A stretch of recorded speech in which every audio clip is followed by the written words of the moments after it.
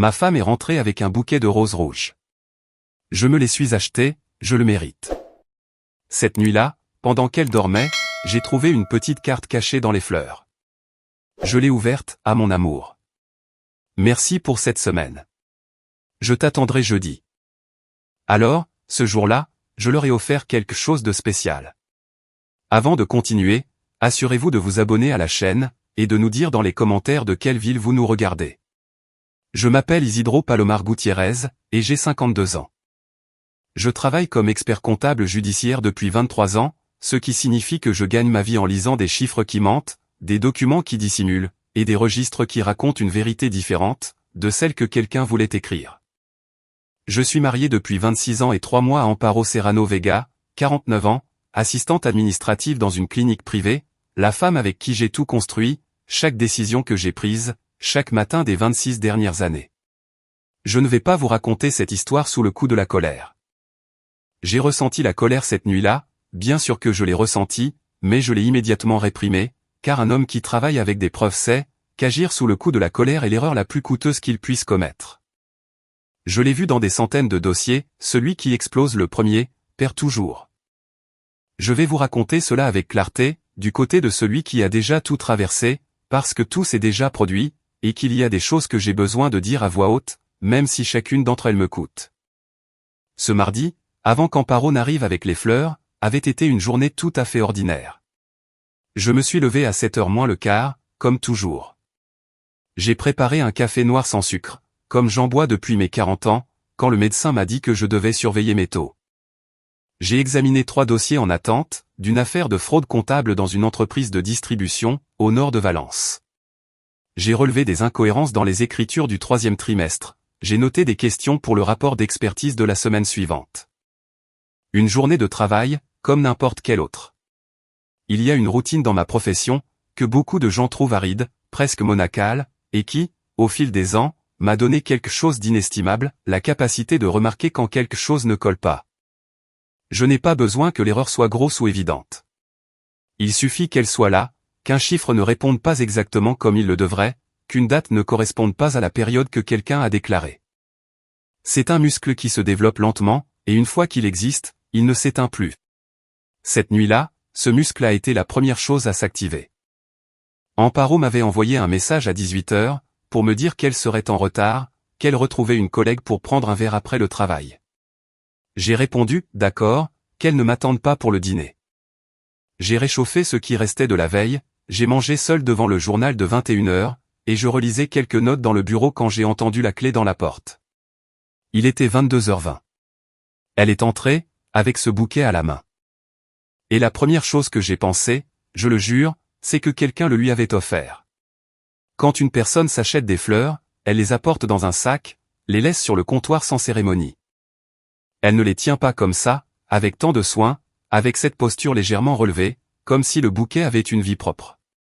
Mais elle l'a posé sur la table de la salle à manger, et l'a dit, avant même que je ne puisse poser de questions, je me les suis achetés. Je le mérite. Elle a souri, de ce sourire que ces derniers mois, j'avais vu moins souvent que je ne voulais l'admettre. J'ai hoché la tête. Je lui ai demandé si quelque chose de bien s'était passé au travail. Elle a dit que non, qu'elle avait simplement décidé de se faire un cadeau. Que parfois, on en a besoin, de s'offrir quelque chose, sans attendre que quelqu'un d'autre le fasse. Je suis allé chercher le vase sans rien dire de plus. Le vase en verre transparent, nous l'avions acheté ensemble sur un marché à Valence, il y a 14 ans. C'est un objet complètement anodin, et pourtant, je sais exactement où il se trouve à tout moment, parce qu'Amparo le met toujours sur la même étagère, dans le placard de la cuisine. 3e étagère en partant du haut, poussée vers la droite. Je l'ai rempli d'eau froide du robinet, je l'ai séché à l'extérieur avec un chiffon, et j'ai commencé à y mettre les tiges une par une, en ajustant la hauteur, en taillant mentalement ce qui était superflu. C'est là que j'ai remarqué le papier. Une petite carte en carton, du genre de celle que les fleuristes attachent, quand quelqu'un passe une commande par téléphone ou au comptoir, pour une livraison ou une remise en main propre. Le bout dépassait à peine entre 2 tiges, près du bord inférieur du bouquet. Je l'ai touchée avec l'index. Elle était réelle, pliée une fois horizontalement. Amparo était à moins de 2 mètres, penchée, enlevant ses chaussures près de l'entrée. Je ne l'ai pas sortie. J'ai fini d'arranger les fleurs dans l'eau, j'ai posé le vase au centre de la table, exactement comme elle l'aurait fait. Je me suis séché les mains sur le chiffon, et je me suis assis sur le canapé, comme si le monde tournait encore exactement de la même manière. Mais il ne tournait plus de la même manière. Je l'ai su à cet instant. Il y a des moments où le cerveau enregistre quelque chose, avant qu'on ne soit capable de le nommer. Une température qui ne correspond pas à l'endroit où l'on se trouve. Un son qui n'appartient pas à la pièce où l'on est. J'avais passé 23 ans à entraîner cet instinct dans un bureau, devant des dossiers où quelqu'un avait essayé d'effacer soigneusement ses traces, et pensait y être parvenu. Et cet instinct, cette nuit-là, m'a dit une chose avec une clarté absolue, attends. Nous sommes restés assis sur le canapé un moment. Amparo m'a raconté quelque chose sur le travail, une histoire à propos d'une collègue qui avait eu un problème avec un médecin de garde du soir, quelque chose qui a duré plus longtemps que nécessaire, et que j'ai suivi avec des hochements de tête précis, des questions correctes. Avec l'expression de quelqu'un qui prête attention. À 23h30, elle a dit qu'elle était fatiguée, et elle est allée dans la chambre. Je suis resté seul, la télévision allumée en silence, le vase avec les roses au centre de la table, la carte toujours parmi les tiges, là où je l'avais laissée, en attente. Je n'ai pas bougé pendant 40 minutes, non pas parce que je n'en avais pas envie, mais parce que j'avais besoin d'être absolument sûr qu'elle dormait. Je connais le rythme de sa respiration mieux que la mienne, 26 ans vous apprennent ça. À 1h56 du matin, je suis allé aux toilettes. J'ai attendu 10 minutes de plus, avec l'eau qui coulait pour masquer tout bruit. Et quand ce rythme long et régulier est venu de la chambre, celui qui ne contenait plus aucun doute, j'ai marché jusqu'à la cuisine. Je n'ai allumé que la petite lumière de la hotte aspirante, la plus faible, celle qui n'atteint pas le couloir. J'ai pris la carte du vase avec 2 doigts, avec le même soin que j'utilise pour manipuler des documents originaux dans les expertises judiciaires, sans plier les coins, sans laisser de nouvelles marques. Je l'ai déplié sur le comptoir. À mon amour. Merci pour cette semaine. Je t'attendrai jeudi. Je ne sais pas combien de temps je suis resté à regarder ces mots. Je sais que je les ai lus plus de fois que je ne peux compter. Je sais qu'à un moment donné, j'ai posé la paume de ma main à plat sur le comptoir froid, parce que j'avais besoin de quelque chose de solide en dessous. Je sais que le robinet des voisins du dessus a coulé pendant quelques secondes au milieu du silence, et que ce son m'a semblé complètement irréel, comme s'il venait d'un autre bâtiment, d'une autre ville, d'un autre monde qui fonctionnait encore normalement, alors que le mien venait de s'arrêter. Une carte de commande de fleuriste. Quelqu'un avait acheté ces roses pour ma femme. Quelqu'un qui signait avec une seule initiale. Quelqu'un qui la remerciait pour la semaine. Quelqu'un qui l'attendait le jeudi, avec la même certitude que celui qui sait qu'elle ira, que celui qui sait qu'elle se présentera. Merci pour cette semaine. Cette phrase est celle qui m'a retenu le plus longtemps. Pas le nom, pas le jeudi. Cette phrase. Parce que ce n'est pas la phrase de quelque chose qui vient de commencer. C'est la phrase de quelque chose qui a déjà une histoire, un rythme, une coutume. Elle a le poids de quelque chose de consolidé. Et moi, en la lisant à 2 heures du matin dans ma propre cuisine, j'ai froidement calculé ce que cela pouvait signifier. Ma première pensée n'a pas été la colère. Elle a été technique, presque un réflexe. J'ai pensé, il faut vérifier, il faut savoir avant d'agir, il faut construire avant de confronter. Un homme qui se présente avec une seule preuve, sans contexte, sans profondeur, sans support, perd tout avant de commencer. Je l'ai vu des dizaines de fois dans des procédures judiciaires, celui qui explose le premier est celui qui finit par se justifier. J'ai replié la carte exactement comme elle était, le long du même pli, sans y ajouter de nouvelles marques. Je l'ai mise dans la poche intérieure du manteau, accrochée au porte-manteau près de l'entrée.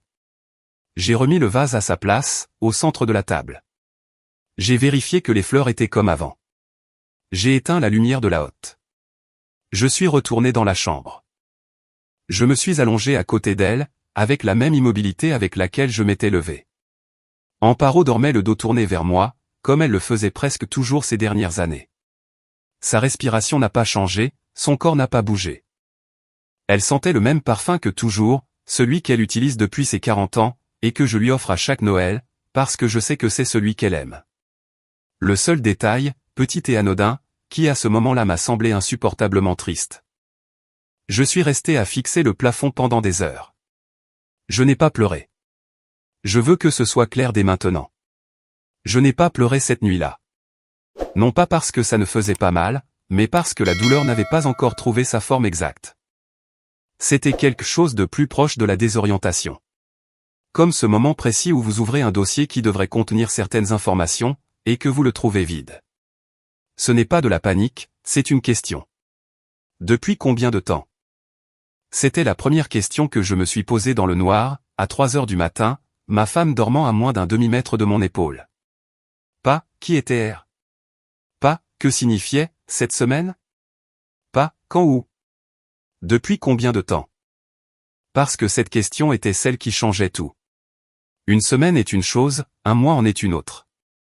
Mais si la réponse était un chiffre que je ne pouvais pas encore imaginer, alors ce que je pensais être ma vie, avait été quelque chose de complètement différent pendant tout ce temps. Et moi, pendant ce temps, j'avais été ici, à examiner des dossiers, à boire du café, à mettre des fleurs dans un vase. Quand le ciel a commencé à s'éclaircir derrière les volets, et que j'ai entendu les premiers bruits de la rue, les premiers moteurs, les premiers pas sur le trottoir en bas, je me suis levé avant que le réveil ne sonne. J'ai préparé le café, je me suis assis dans le bureau, j'ai ouvert le dossier de l'affaire de Valence sur le bureau. Les chiffres étaient là, ordonnés, attendant que quelqu'un leur pose les bonnes questions. Ce jour-là, je n'ai manqué aucun chiffre. Mais tout ce que j'avais en tête, c'était une petite carte pliée en deux, gardée dans la poche d'un manteau accroché à l'entrée de ma maison, avec une seule lettre à la fin. Et le jeudi qui approchait. Stocker quelque chose en mémoire involontairement est l'une des choses les plus traîtresses que le cerveau humain fasse. Ce mercredi matin, en prenant mon petit déjeuner devant les fleurs dans le vase, je me suis retrouvé à les fixer plus longtemps que je n'aurais dû. Amparo est descendu 10 minutes plus tard, s'est versé un café, a commenté que les roses rendaient bien à cet endroit, près de la fenêtre, avec la lumière du matin. J'ai hoché la tête. Je lui ai demandé si elle voulait du pain grillé, elle a dit oui. J'ai sorti le pain, je l'ai mis dans le grille-pain, j'ai attendu le déclic. Rien dans cet échange n'était différent de n'importe quel autre mercredi des dernières années. Et pourtant, je n'étais pas le même homme qui était assis dans cette même chaise le mardi. Je ne l'étais pas, et elle ne le savait pas. Pour comprendre ce que signifiait ce que j'avais trouvé dans ce bouquet, il faut d'abord comprendre ce qui existait avant. Pas la version résumée, pas la jolie carte postale d'un mariage qui fonctionne. La version réelle, avec ses années difficiles et ses bonnes années, avec tout ce que nous avons construit, et avec tout ce que j'admets avoir cessé de voir, quand j'étais trop occupé à regarder ailleurs. J'ai rencontré Amparo Serrano Vega à l'hiver 1997.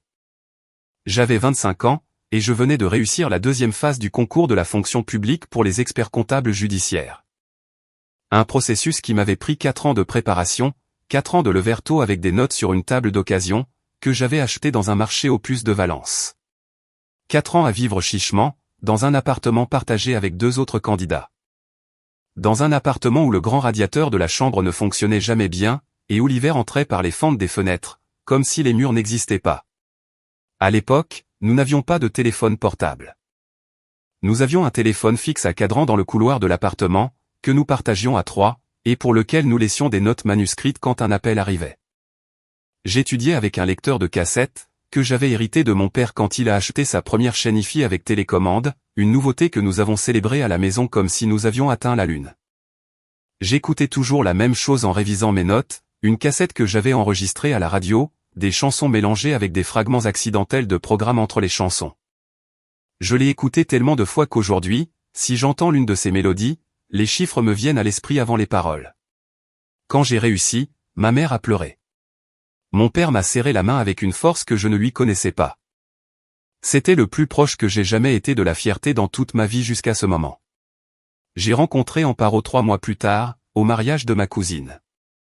Elle était une amie de la mariée, elle était venue de Castellon pour le week-end, et était assise à la table des célibataires, avec l'expression de quelqu'un qui préférerait être n'importe où ailleurs, mais qui avait accepté l'engagement et n'allait pas le montrer. C'est la première chose qui a attiré mon attention. Pas son sourire, pas ses vêtements. Cette capacité à être dans un endroit et à rester entière, sans avoir besoin que son environnement la valide. Nous avons parlé pendant 3 heures d'affilée, de choses dont je ne me souviens plus maintenant. Et à la fin de la soirée, quand l'orchestre a commencé à jouer plus lentement et que les gens ont commencé à partir, elle m'a demandé ce que je faisais dans la vie. Je lui ai expliqué les expertises, les chiffres, les documents qui mentent. Elle a réfléchi un moment et m'a dit, « Alors, tu passes tes journées à prouver que les choses ne sont pas ce qu'elles semblent être. » J'ai dit oui, en gros. Elle a dit, « Quel travail solitaire. » Elle ne l'a pas dit avec pitié. Elle l'a dit comme quelqu'un qui observe quelque chose, et le nomme simplement. Cela m'a semblé alors la chose la plus intelligente que quelqu'un m'ait dite depuis longtemps. Nous nous sommes mariés en septembre 1998. Une petite cérémonie à Valence, avec la famille proche et quelques amis. Il n'y avait pas d'argent pour plus, et nous n'en avions pas besoin de plus.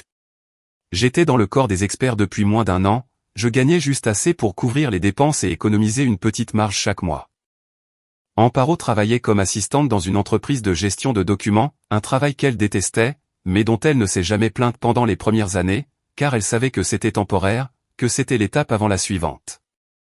Cette attitude d'elle, cette volonté d'endurer ce qui devait être enduré sans drame, a été pendant de nombreuses années l'une des choses que j'admirais le plus chez elle. Les premières années ont été difficiles, d'une manière qu'on qualifie aujourd'hui de romantique, mais qui à l'époque était simplement épuisante. Nous vivions dans un appartement en location dans le quartier de Ruzafa, 60 mètres carrés avec une chambre et une cuisine donnant sur la cour intérieure. Quand la crise de 1998 a frappé, les contrats d'Amparo sont devenus plus instables, et pendant près d'1 an, elle a été payée à moitié, puis en plusieurs fois. J'ai ajusté les dépenses à un niveau que je ne pensais pas possible. Nous avons cessé de sortir, nous cuisinions à la maison tous les jours. Le dimanche, nous faisions une longue promenade le long de la rivière, parce que c'était gratuit, et parce que l'air à l'extérieur de l'appartement donnait l'impression que l'espace était plus grand. Nous ne nous sommes jamais disputés pour de l'argent. Je le dis, et je sais que ça sonne idéal, que ça n'existe pas, mais c'est la vérité. Ce que nous avions, nous le gérions ensemble, sans secret, avec un carnet où nous notions chaque dépense et chaque revenu. Comme 2 partenaires dans un petit projet, qui savent qu'ils ne peuvent pas se permettre d'erreur. Cette coutume nous a duré des années. Bien plus tard, quand ce n'était plus nécessaire parce que les choses s'étaient améliorées, Amparo notait encore les dépenses dans un carnet. Je trouvais ça attachant, je pensais que c'était une fidélité à ce que nous avions été. Maintenant, je me demande depuis quand elle a cessé de tout noter. Hector est né en 2001. Nous étions déjà propriétaires de l'appartement, un 3 pièces dans le quartier de l'Ensanche, le premier qui était vraiment à nous, avec des actes de propriété et une hypothèque que nous avons mis 3 mois à signer. Parce que j'ai examiné chaque clause comme s'il s'agissait d'un dossier juridique. Le jour où Hector est rentré de l'hôpital, je l'ai mis dans le berceau que nous avions assemblé la semaine précédente, et je suis resté à le regarder pendant un temps que je ne peux calculer. Amparo dormait dans la chambre, épuisé. J'étais seul avec ce petit être qui respirait, avec cette régularité presque offensante de quelqu'un qui ne sait pas encore que le monde est compliqué.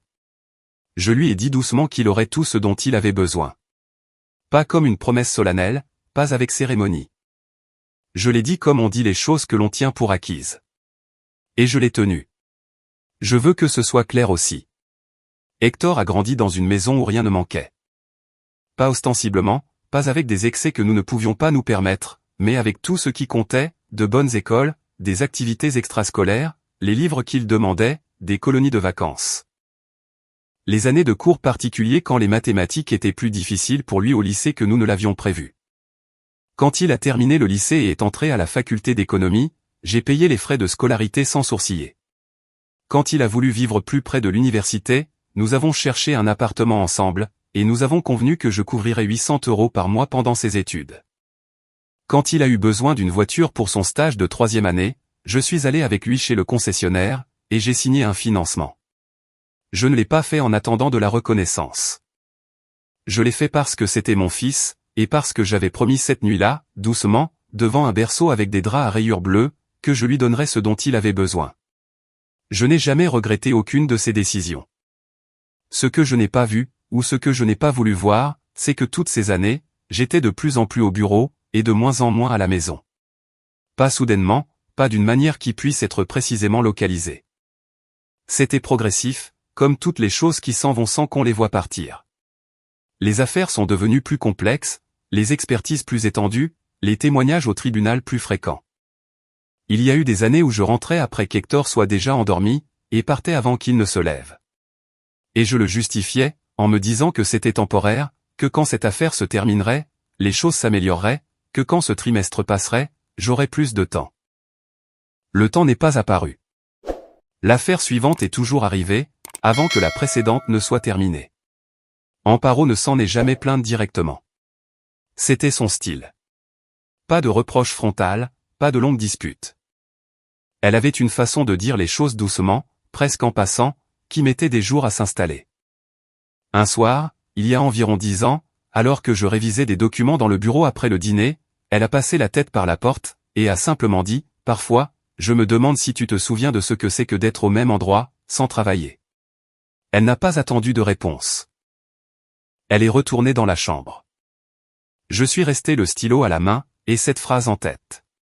Et le lendemain, je l'aurais enterrée, si ce n'était que ce genre de choses, quand elles sont vraies, ne s'enterrent pas complètement. Elle avait raison. C'est l'un des échecs que je peux regarder en face, sans excuse. J'ai trop travaillé, pendant trop d'années, et j'ai volé à mon mariage une présence, qui ne se récupère pas avec des week-ends compensatoires, ou avec des dîners d'anniversaire planifiés 3 semaines à l'avance. Je ne l'ai pas fait avec de mauvaises intentions. Je l'ai fait parce que c'était ce que je savais faire, et parce que le travail me donnait un sentiment de contrôle, que d'autres choses ne me donnaient pas. Mais le résultat était le même, indépendamment de l'intention. Et pourtant, ce qui est venu après ne s'explique pas par mon absence. J'ai besoin de le dire aussi. La vie que nous avions était réelle. Les conversations du dimanche matin, lentes, sans nulle part où aller. Les vacances sur la côte, que nous répétions chaque mois d'août, parce que nous aimions tous les deux la même ville d'Alicante, et ne voyions aucune raison de changer quelque chose qui fonctionnait. Les années où Hector était petit, et où nous sortions tous les 3 dîner le vendredi, et où il commandait toujours la même chose, et Amparo et moi nous regardions par-dessus sa tête, avec ce sourire de quelqu'un qui partage un secret qui n'a pas besoin de mots. Cette vie était réelle. Je ne l'ai pas inventée. Je ne l'ai pas exagérée pour justifier ce qui est venu après. Il y a aussi des moments qui, maintenant, en les regardant d'où je suis, ont une texture différente de celle qu'ils avaient alors. De petites choses, que j'ai enregistrées à l'époque comme du bruit de fond, et qui maintenant occupent un espace qu'elles n'avaient pas avant. Par exemple, depuis un peu plus d'1 an, Amparo avait commencé à aller à la salle de sport le jeudi après-midi.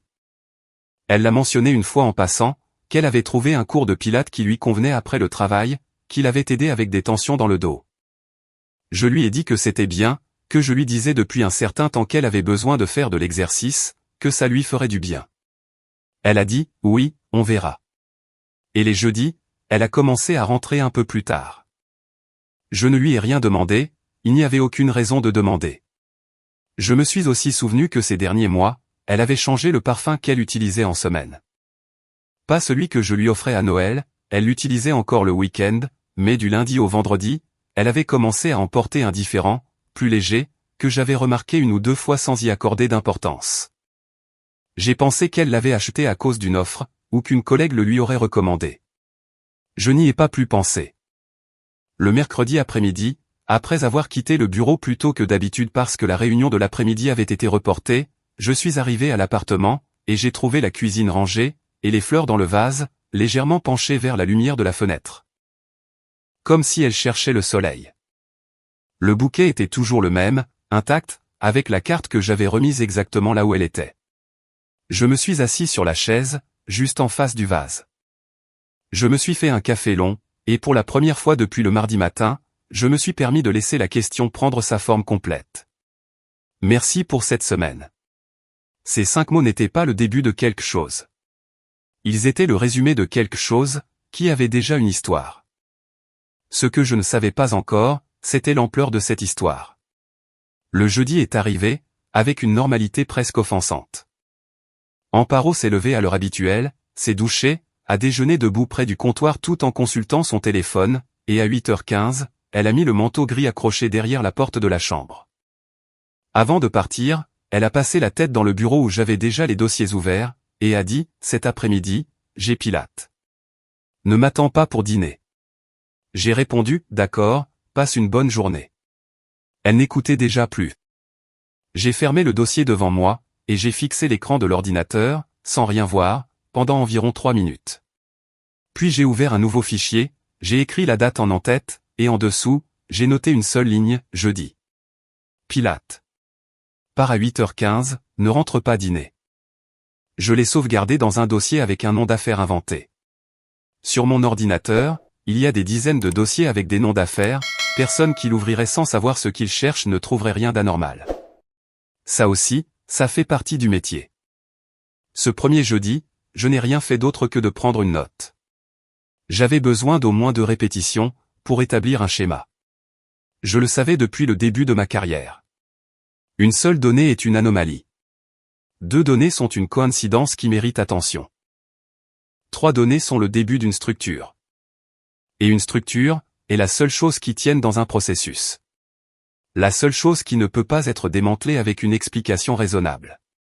Amparo est arrivée ce soir-là à 22h15, s'est douchée avant de dîner. Elle a dit qu'elle avait beaucoup transpiré en cours, et que le pilate était plus intense ces derniers temps, que l'instructeur avait changé la routine. Nous avons dîné avec la télévision allumée, nous avons peu parlé. À 23h30, elle a éteint la lumière. J'ai noté l'heure d'arrivée avant d'aller me coucher. Le jeudi suivant, la même chose s'est produite. Même heure de départ, même justification, même douche au retour. Arrivée approximative à 22h. Le 3e jeudi, elle est partie 20 minutes plus tôt, et est arrivée à 22h30. Le 4e jeudi, elle a dit que le cours avait été annulé, mais qu'elle en avait profité pour retrouver une collègue, une femme nommée Rosa, que je connaissais de vue pour un dîner d'entreprise auquel j'avais assisté des années auparavant. 4 jeudis, 4 notes, 4 variations de la même sortie, avec des détails différents à chaque fois, jamais le même prétexte 2 fois de suite. Cette dernière chose a le plus attiré mon attention. Quand quelque chose est vrai, les gens répètent. Quand quelque chose est inventé, les gens varient. Je l'ai vérifié dans des centaines de dépositions, le souvenir réel est imprécis, mais cohérent dans ses grandes lignes. Le souvenir fabriqué est trop détaillé, et trop différent à chaque fois, car un menteur craint de se répéter et d'être découvert, et cela l'amène à changer les détails, même si ce n'est pas nécessaire. Amparo variait les détails. Le dîner du samedi de cette semaine-là a été la première fois qu'Hector était présent depuis que j'ai trouvé la carte. Il venait dîner à la maison 1 ou 2 fois par mois, toujours le samedi, toujours avec la ponctualité précise de quelqu'un qui sait que le dîner l'attend, et qui n'a pas besoin d'arriver en avance. Ce samedi-là, il est arrivé à 21h15, m'a donné 2 tapes sur l'épaule à l'entrée, comme il le faisait toujours, et est allé directement à la cuisine où Amparo finissait de préparer le dîner. Je les ai entendus parler pendant que je mettais la table. Je n'ai pas entendu le contenu, seulement le ton. Et le ton était normal, comme toujours. La mère et le fils dans la cuisine, pendant que le père met la nappe et sort les verres du placard. Une scène qui aurait existé, identique, n'importe quel autre samedi, de n'importe quelle autre année. Nous avons dîné tous les 3. Hector a parlé de travail, d'un nouveau projet dans l'entreprise où il était depuis 2 ans, quelque chose lié à la révision des processus internes, qui l'enthousiasmait plus que ça ne m'aurait enthousiasmé à son âge. Amparo a demandé avec intérêt, a suivi chaque détail, a posé les bonnes questions. J'ai participé juste assez pour qu'aucun des 2 ne remarque rien de différent en moi. C'est au dessert que je l'ai fait. Je l'ai fait avec soin, sans l'annoncer, sans y accorder plus de poids que n'importe quel commentaire anodin pourrait en avoir. Je coupais une orange quand j'ai dit, en regardant le centre de la table, au fait, les roses tiennent toujours bien. Elles durent plus longtemps que ce que je pensais. Hector a levé les yeux vers le vase. Et à ce moment-là, dans cet intervalle qui n'a pas duré plus de 2 secondes, j'ai vu quelque chose passer entre lui et sa mère. Ce n'était pas un geste élaboré, ce n'était pas un regard long ou chargé. C'était juste ça, moins de 2 secondes, un mouvement des yeux de lui vers elle, d'elle vers la table. Petit, contrôlé, du genre que quelqu'un qui ne prête pas attention n'aurait pas enregistré. Mais je prêtais attention à tout depuis 3 semaines. Hector a dit, oui, elle se conserve bien avec de l'eau froide, et a immédiatement changé de sujet. Il est revenu au projet, a demandé s'il y avait plus de dessert. Amparo s'est levé pour aller chercher les fruits. La conversation a continué comme si de rien n'était. Mais j'ai stocké cet échange, au même endroit où je gardais tout le reste. Mon fils avait 26 ans. Il avait étudié l'économie pendant 4 ans, que j'ai payé. Il vivait dans un appartement à 15 minutes d'ici, dont les 800 € mensuels provenaient de mon compte le premier de chaque mois, avec la ponctualité d'un contrat. Il conduisait une voiture que j'ai financée, parce qu'il en avait besoin pour son stage, et parce qu'il ne m'était jamais venu à l'esprit qu'il y avait une raison de ne pas le faire. Il n'était pas un adolescent sans jugement, ni un enfant qui ne comprend pas ce qui se passe autour de lui. C'était un adulte formé, avec un travail, avec assez d'indépendance pour avoir pris ses propres décisions sur n'importe quoi, y compris ceci.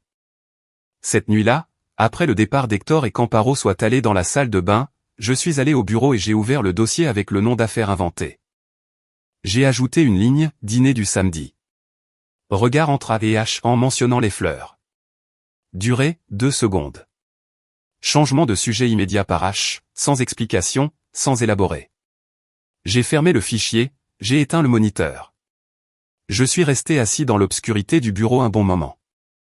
Ce qui me troublait le plus n'était pas la colère, qui était toujours là, contenue dans un endroit que je gardais délibérément fermé. Ce qui me troublait le plus, c'était ceci, l'image de mon fils, assis à ma table, mangeant le dîner que j'avais payé, regardant sa mère pendant 2 secondes avec un message dans les yeux que je n'aurais pas dû avoir à déchiffrer. C'était ça, qui ne correspondait à aucun calcul que je savais faire. La semaine suivante, j'ai consacré les matinées au travail, et les après-midi à construire le cadre de ce que j'avais besoin de savoir. J'ai commencé par la chose la plus accessible, les factures de téléphone. Je suis titulaire du forfait familial depuis que nous l'avons souscrit il y a 12 ans. Amparo avait une ligne associée à mon contrat, comme ça avait toujours été, parce que quand nous l'avons traité, c'était le plus pratique, et il n'y a jamais eu de raison de changer. Je me suis connecté à la plateforme de l'opérateur avec mes données clients, j'ai accédé aux détails des appels de sa ligne, et j'ai commencé à examiner. J'ai trouvé ce que je ne voulais pas trouver. Mais avant d'en arriver là, il y a eu un moment cette même semaine, qui a failli tout gâcher. C'était le mardi après-midi. J'avais sorti un bloc-notes du fond du tiroir du bureau, où je notais quelques données, horaires, et observations que je n'avais pas encore transférées sur le fichier informatique.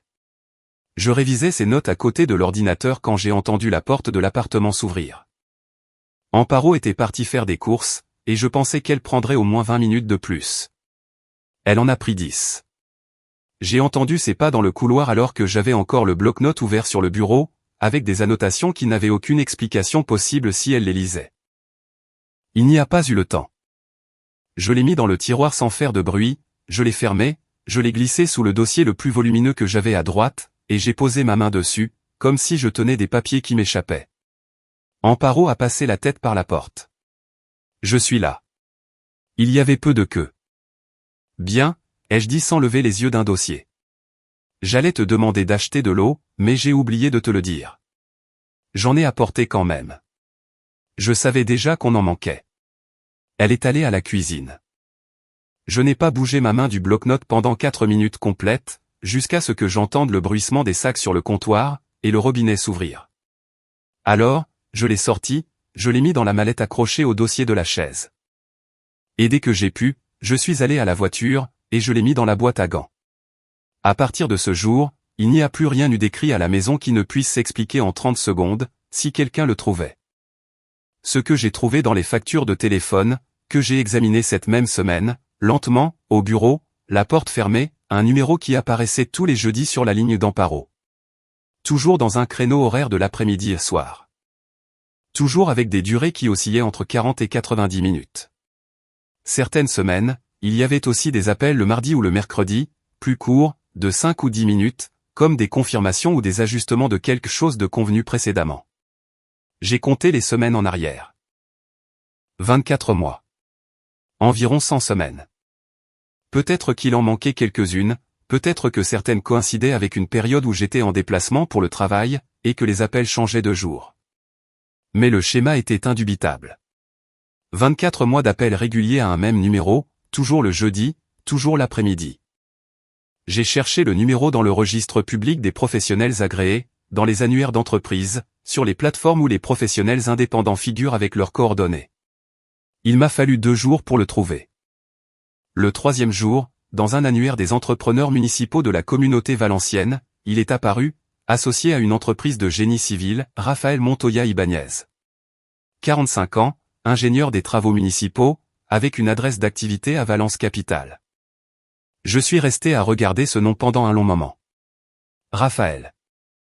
J'ai fermé l'ordinateur, j'ai ramassé les papiers, j'ai quitté le bureau à l'heure habituelle. Ce que je ne savais pas encore, c'était quand tout cela avait commencé à se préparer. 24 mois d'appel me disaient quand le contact régulier avait commencé.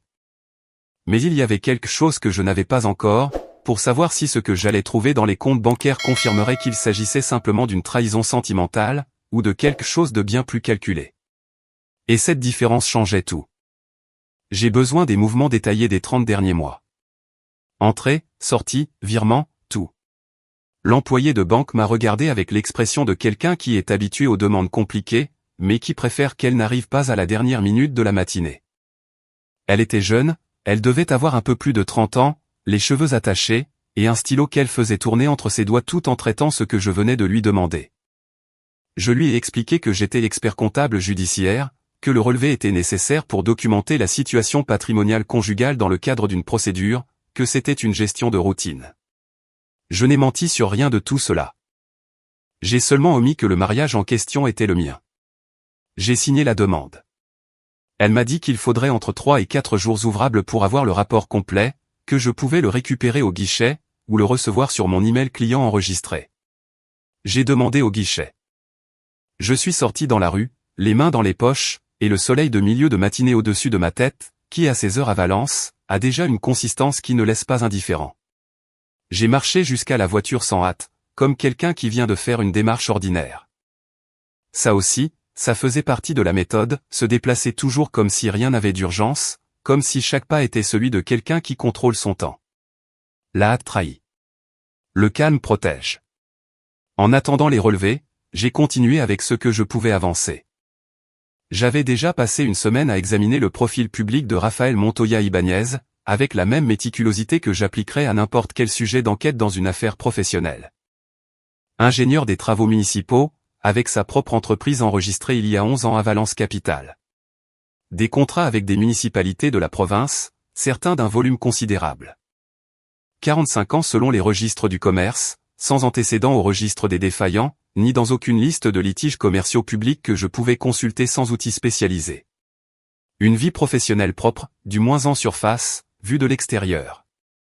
Ce que je n'ai pas trouvé, c'est un lien documentable entre Rafael Montoya et Amparo Serrano, qui est une explication professionnelle ou fortuite. Ils ne travaillaient pas dans le même secteur, il n'y avait aucun lien évident entre une clinique privée et une entreprise de génie civil. Ils s'étaient rencontrés quelque part que je ne pouvais pas encore situer, à un moment antérieur aux 24 mois d'appels réguliers. Peut-être bien plus tôt, si je tenais compte du fait que ces choses ne commencent pas par des appels de 90 minutes le jeudi. Elles commencent avant, elles commencent toujours avant. Le relevé est arrivé le mercredi suivant. Je suis allé le chercher à la première heure, avant d'ouvrir le bureau, avec juste assez de temps pour le lire dans la voiture avant d'entrer. Je l'ai déplié sur le volant. Les comptes joints étaient en ordre. L'entrée de salaire pour mon travail d'expert, les dépenses ordinaires du ménage, les prélèvements automatiques, l'assurance auto, la communauté de l'immeuble, la carte de crédit que nous utilisons pour les achats et les dépenses courantes. Tout exactement là où ça devait être, avec la distribution habituelle d'un mariage de 26 ans, qui gère ses finances sans heurts. Puis je suis arrivé au compte d'épargne que nous avions depuis 16 ans. Un compte sur lequel nous virions un montant fixe chaque mois, sans y toucher, comme un coussin pour les imprévus, ou pour de futures rénovations. Je le consultais de temps en temps, mais pas fréquemment, car il était stable, et parce que nous n'avions jamais eu besoin de l'utiliser en urgence. Il était là. Dans la période des 30 mois demandés, il y avait 19 virements sortant de ce compte. Tous pour des montants inférieurs à 1000 euros. La plupart entre 400 et 700 euros, répartis sans intervalle fixe. Certains avec 2 semaines de différence, d'autres avec plus d'un mois. Tous vers le même numéro de compte de destination, que je ne reconnaissais pas 19 virements. J'ai additionné mentalement, avec la précision de quelqu'un qui fait ce calcul dans sa tête depuis des décennies. 14 200 euros. Le pouls ne s'est pas accéléré. C'est ce qui arrive à un corps, quand il anticipe quelque chose depuis des semaines. Quand une confirmation arrive, il n'y a pas de surprise, il y a une sorte d'installation froide, comme quand une pièce s'emboîte à l'endroit exact où l'on savait déjà qu'elle allait s'emboîter. Et pourtant, le voir là, à un poids que le raisonnement préalable n'avait pas 14 200 euros, viré en petite quantité, avec des intervalles irréguliers pour ne pas créer un schéma trop évident, d'un compte joint vers une destination qui m'était inconnue. Le premier virement datait d'il y a 27 mois. 27 mois. 3 mois avant que les appels réguliers du jeudi ne commencent. J'ai mis le relevé dans le dossier en cuir marron que je portais pour les documents de l'affaire inventée. Je suis entré au bureau, j'ai salué l'assistante administrative qui ouvrait à cette heure-là, je me suis servi un café à la machine dans le couloir, et je me suis assis à mon bureau, comme n'importe quel autre mercredi, de n'importe quel autre mois. Ce jour-là, j'ai travaillé comme toujours. Ça aussi, je veux que ce soit compris. Je ne me suis pas effondré, je n'ai pas fait d'erreur. J'ai déclaré devant un tribunal de commerce à 11 h du matin, au sujet d'une affaire de facturation frauduleuse dans une entreprise textile. J'ai répondu avec précision aux questions de l'avocat de la partie adverse, j'ai présenté les calculs du rapport sans vaciller. Personne dans cette salle n'aurait deviné ce que je portais dans le dossier marron. Cet après-midi-là, j'ai appelé Dolores. Dolores Castillo Ramos a 54 ans, et est expert comptable judiciaire depuis avant moi. Nous nous croisons depuis plus de 15 ans dans des procédures, des réunions d'experts, des cours de recyclage que le collège organise tous les 2 ans. Il y a une confiance entre nous, qui n'est pas d'amitié sociale, ni de dîner ensemble, ni de s'appeler le week-end, mais d'un autre type, plus solide d'une certaine manière. La confiance de 2 professionnels qui se sont vus travailler sous pression, et qui savent ce que l'autre vaut.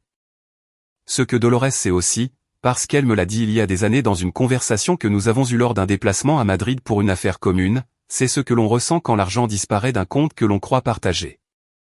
Elle l'a vécu avec son ex-mari, il y a plus d'une décennie. Elle n'en a pas parlé plus que cette fois-là, et pas avec dramatisation, mais avec la même sécheresse avec laquelle elle aurait décrit une procédure complexe. Mais elle a dit, quand les chiffres ne collent pas à la maison, tu mets 2 fois plus de temps à le voir, parce que tu ne veux pas le voir. Ça te met en désavantage dès le début. C'est ce qui m'a poussé à l'appeler. Nous nous sommes rencontrés le même après-midi, dans la cafétéria qui se trouve à 2 rues du Collège des Experts, 1 heure après la fermeture des guichets du tribunal. Je suis arrivé le premier, j'ai commandé de l'eau, j'ai sorti le dossier marron. Quand Dolores est entrée et a vu mon expression, elle n'a pas demandé ce qui se passait.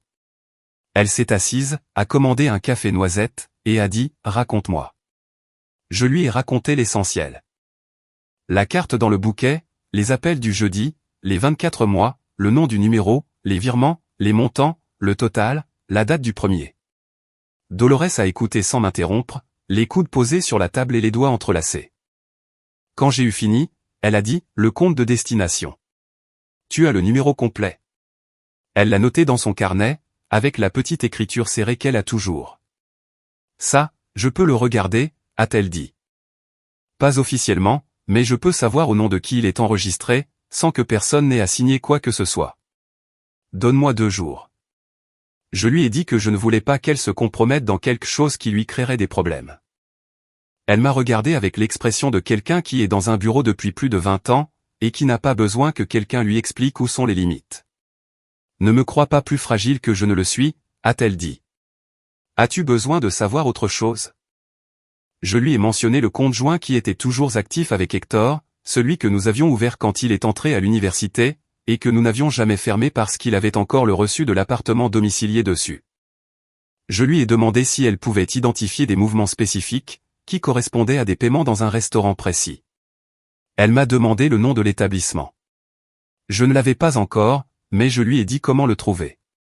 Dolores a tout noté et a fermé son carnet. Quand dois-tu prendre une décision, a-t-elle demandé. Je lui ai dit que je ne connaissais pas encore cette réponse. Alors, tu as le temps de bien le faire, a-t-elle dit. Et bien le faire, est la seule chose qui compte. J'ai payé les cafés, j'ai récupéré le dossier, et je suis retourné à la voiture.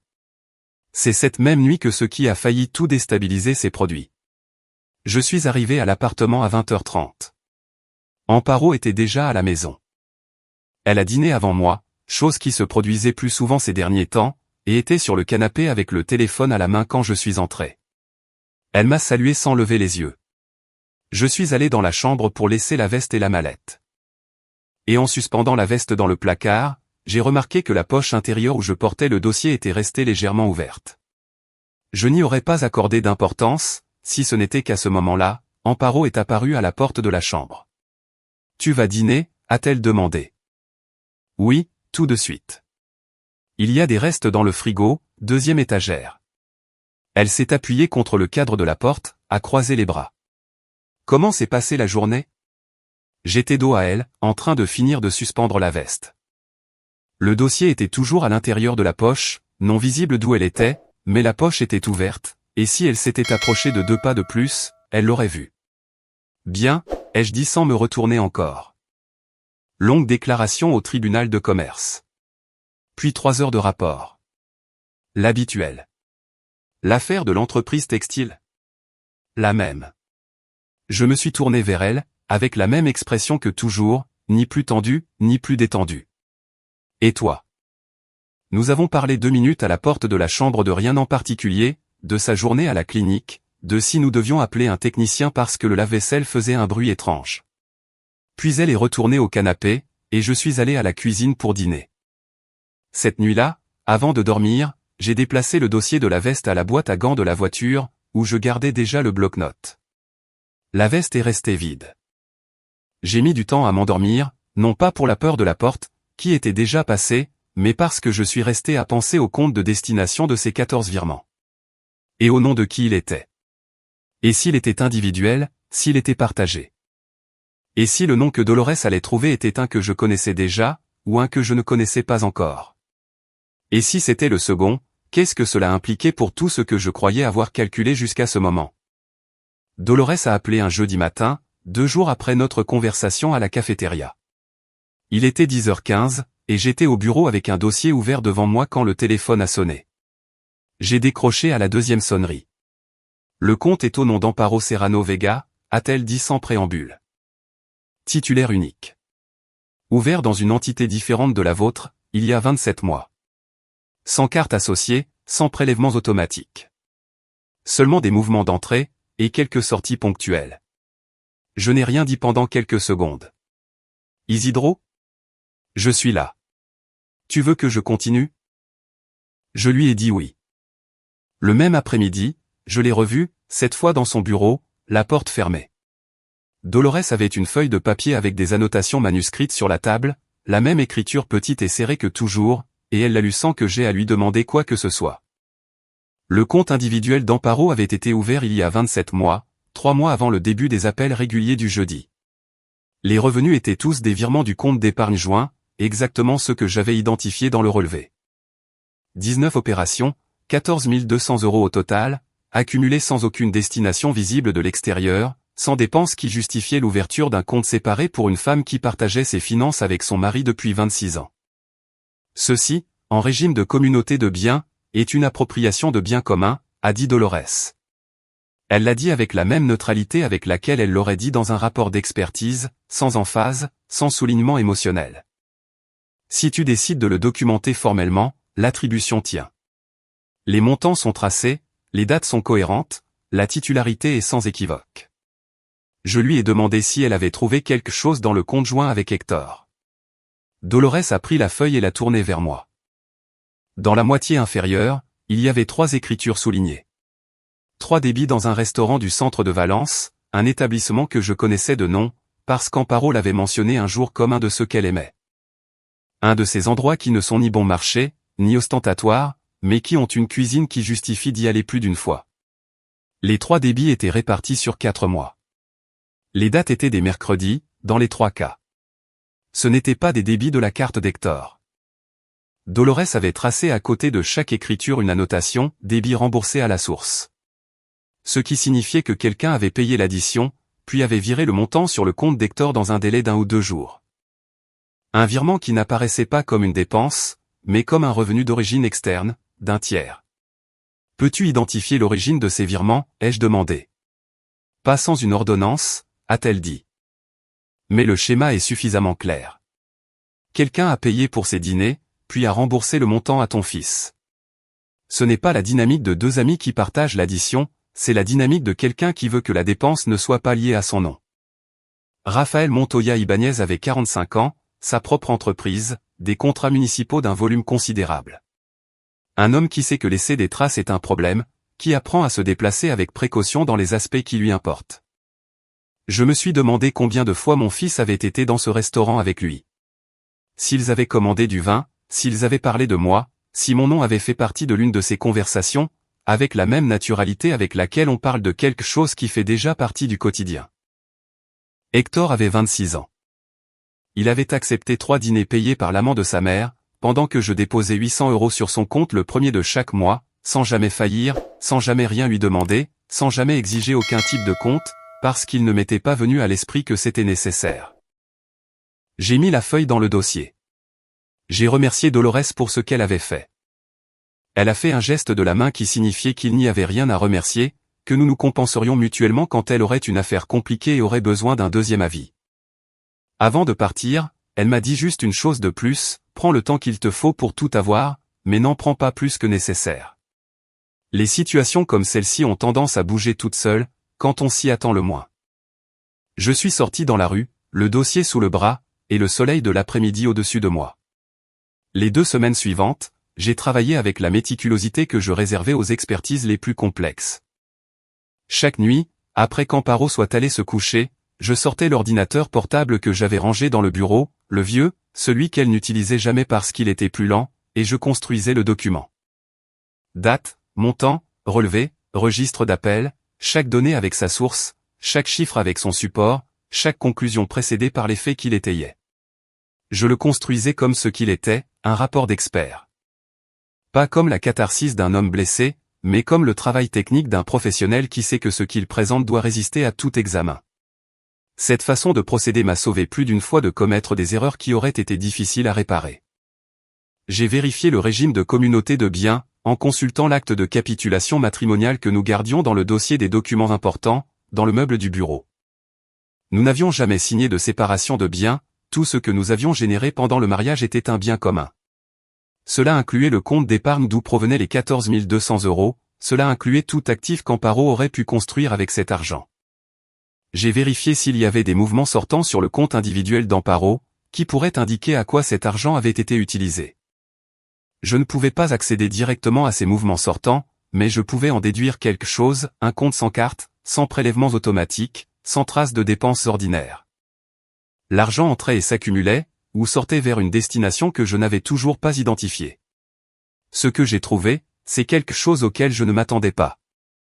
En révisant l'historique de recherche de l'ordinateur partagé que nous avions dans le salon, celui que nous utilisons pour des choses mineures comme des recettes, des achats en ligne, des consultations d'horaires, j'ai trouvé une recherche datant d'il y a 18 mois. Location appartement Valence Centre Week-end. Les recherches suivantes, le même jour, incluaient plusieurs portails de logements touristiques, et un de location temporaire. Il n'y avait aucune conversation à ce sujet dont je me souvienne, aucun projet de voyage, aucune mention qu'elle cherchait quelque chose comme ça. J'ai sauvegardé cette information dans le document. C'est au cours de cette même semaine que le moment qui a failli me déstabiliser depuis l'épisode de la veste s'est produit. C'était un mercredi soir. Amparo était sorti acheter quelque chose après le dîner, et j'en avais profité pour avancer dans le document au bureau. J'avais le vieil ordinateur portable ouvert avec le rapport, les notes à côté, les relevés dépliés sur le bureau. J'étais tellement concentré que je n'ai pas entendu la clé dans la porte, jusqu'à ce qu'elle soit déjà à l'intérieur. J'ai eu juste assez de temps. J'ai fermé l'ordinateur portable d'un coup sec, j'ai poussé les relevés imprimés dans le tiroir central avec mon avant-bras, et j'ai posé par-dessus le dossier de l'affaire textile que j'avais toujours à portée de main.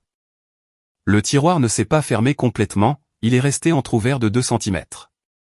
Amparo est apparu à la porte du bureau, un sac en plastique à la main. Je suis là. Toujours au travail, en train de finir quelques notes. J'avais le coude posé sur le tiroir entrouvert, avec une naturalité que j'ai eu du mal à maintenir pendant les secondes qui ont suivi. Elle a fait un pas à l'intérieur, a laissé le sac par terre à côté de la porte, et a regardé vers le bureau. Ce n'est pas l'affaire textile, ça? Tu ne l'as pas déjà rendue, la partie principale? Oui, il y a une annexe qu'ils m'ont demandé cet après-midi. Je n'ai pas menti dans le ton, je n'ai rien ajouté. Je sais que quand on ajoute trop à une réponse, la réponse commence à peser. Amparo a hoché la tête sans intérêt particulier, a ramassé le sac, et est allé vers la cuisine. J'ai entendu le bruit du réfrigérateur qui s'ouvre, le clic du placard, l'eau du robinet. Je n'ai pas bougé mon coude du tiroir, jusqu'à ce que j'entende la télévision s'allumer dans le salon. Alors, j'ai fermé le tiroir, j'ai transféré l'ordinateur portable dans la mallette, j'ai sauvegardé les relevés dans le dossier en cuir marron, et tout est allé à la voiture avant que 10 minutes ne s'écoulent. Cette nuit-là, j'ai dormi avec la mallette dans le coffre, verrouillée. Le lendemain, jeudi, Amparo est partie à 8h15 comme toujours. Pilate. Elle est arrivée à 22h20, s'est douchée, a commenté que l'instructeur avait de nouveau changé la routine. J'ai hoché la tête. Je lui ai demandé si elle voulait que je prépare quelque chose pour le dîner. Elle a dit qu'elle n'avait pas très faim. Nous avons parlé 10 minutes de rien, la télévision en fond sonore, le lave-vaisselle qui finissait son cycle dans la cuisine, les fleurs du bouquet qui étaient dans le vase depuis des semaines et que je n'avais pas enlevées. Parce que les enlever aurait été le premier geste hors de l'ordinaire que je n'aurais pas pu expliquer. Elles étaient toujours là, sèches maintenant, sans eau, mais le vase. Je me suis demandé si elle l'avait remarqué, si elle s'était demandé pourquoi je ne les avais pas jetées. Si ce détail, si petit et si insignifiant, avait généré le moindre doute en elle. D'après son expression, non. D'après son expression, tout était toujours exactement comme d'habitude. Ce que j'avais à ce moment-là, c'était ceci, 24 mois d'appels réguliers, un compte bancaire individuel avec 14 200 €, 3 dîners payés par Raphaël Montoya au fils des deux, un historique de recherche qui pointait vers des locations temporaires à Valence. Et le nom complet de l'homme que ma femme appelait depuis 2 ans, tous les jeudis, entre 17h et 22h. C'était suffisant pour confronter, c'était plus que suffisant. Mais il y avait quelque chose que je n'avais toujours pas. Quelque chose que Dolores m'avait dit lors de notre deuxième réunion, presque en passant, avec une brièveté qui lui donnait plus de poids que si elle l'avait développé. S'il y a une location en jeu, l'argent de ce compte est allé à un endroit précis. Et cet endroit précis, s'il existe, transforme cela en quelque chose de bien plus sérieux qu'une infidélité avec des virements. Un endroit précis, un appartement, 6 week-ends. C'était ce qui manquait. Et si je le trouvais, le document que j'avais dans le coffre cessait d'être un rapport de soupçon, et devenait quelque chose qu'aucun avocat de l'autre côté ne pourrait démanteler dans aucun processus.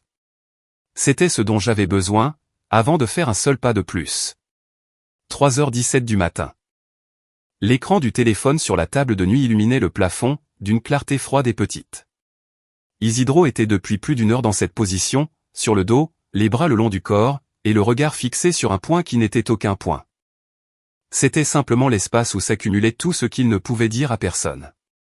Amparo dormait à sa droite, cette respiration lente et profonde qu'il connaissait par cœur, qui depuis 26 ans était l'un des sons qu'il associait à l'idée d'être chez soi. Maintenant, ce même son avait une texture différente. Pas désagréable, quelque chose de pire, exactement la même. Comme si rien n'avait changé dans ce corps, comme si celui qui dormait là n'était pas la même personne dont le compte individuel accumulait 14 200 € d'origine commune, et dont le téléphone enregistrait 100 jeudis d'appel à un numéro qui n'était ni d'un membre de la famille, ni d'un collègue. Il se leva avec précaution, marcha pieds nus jusqu'au salon, s'assit dans le fauteuil qui était en face de la fenêtre, et resta à regarder la rue vide. À cette heure, Valence a une immobilité particulière, qui n'est pas comme le silence de la campagne, mais comme une pause, comme si la ville retenait sa respiration entre la dernière heure de la nuit et la première du jour. Il y avait quelque chose qu'il devait reconnaître, même si ce n'était qu'à ce moment-là, seulement là, sans que personne ne l'écoute. Il y avait des nuits où le poids de porter tout cela sans que ça se voie devenait physique. Ce n'était pas de l'angoisse exactement, c'était de l'épuisement. Le type spécifique d'épuisement que produit le fait de maintenir un visage qui ne correspond pas à ce qu'il y a derrière. Pendant des semaines, à chaque petit déjeuner, à chaque dîner, dans chaque échange de quelques mots avant d'éteindre la lumière. Cette nuit, il était sur le point de se lever, d'aller dans la chambre, d'allumer la lampe de chevet, et de tout dire. Il était plus proche de ça qu'il ne l'aurait admis dans n'importe quel autre contexte, non pas par faiblesse, par pur épuisement. Ce qui l'a arrêté n'était pas la stratégie, ni le calcul. C'était quelque chose de plus élémentaire. S'il parlait cette nuit, avec ce qu'il avait, sans le dernier maillon qui lui manquait encore, il perdait le seul véritable avantage qu'il avait sur quelqu'un qui se préparait depuis 2 ans, alors qu'il ne savait rien. Et cet avantage était trop important pour le gaspiller dans un moment de fatigue. Il ferma les yeux, respira lentement, attendit que le poids se redistribue à nouveau, à un endroit qu'il pouvait continuer à porter. C'est dans ce silence de 4 heures du matin que le souvenir qu'il ne cherchait pas est arrivé. Octobre 2009. Il avait 37 ans, et était en pleine instruction d'une expertise complexe, qui accumulait de la documentation depuis 4 mois. Un mardi à midi au bureau, il a senti une douleur dans le côté droit qui, en 20 minutes, est devenue impossible à ignorer. L'assistante administrative a appelé les urgences, car il ne pouvait pas rester droit sur la chaise. Crise rénale aiguë, ont-ils dit à l'hôpital. Calcul dans l'urètre, rétention partielle. Il fallait le surveiller au moins 48 heures. Personne n'a prévenu Amparo. Lui-même, depuis une civière, a dit qu'il n'était pas nécessaire de l'appeler encore, qu'il fallait attendre de savoir ce qu'il y avait exactement, qu'elle travaillait et que ça ne valait pas la peine de l'alarmer pour quelque chose qui pouvait se résoudre en quelques heures. 40 minutes plus tard, Amparo est entrée par la porte des urgences. Il n'a jamais su comment elle l'avait su. L'assistante administrative lui a dit plus tard qu'elle n'avait pas appelé, qu'elle l'avait promis et qu'elle l'avait tenu. Amparo n'a jamais expliqué en détail comment elle l'avait su. Elle a seulement dit qu'elle avait appelé le bureau pour quelque chose sans importance, et que quelque chose dans le ton de celui qui a répondu lui avait dit que quelque chose n'allait pas. Elle est restée 3 jours, pas les 2 qu'ils avaient dit au début, car il y a eu une petite complication le 2e jour qui a prolongé le processus. Elle a dormi 2 nuits dans le fauteuil de la chambre.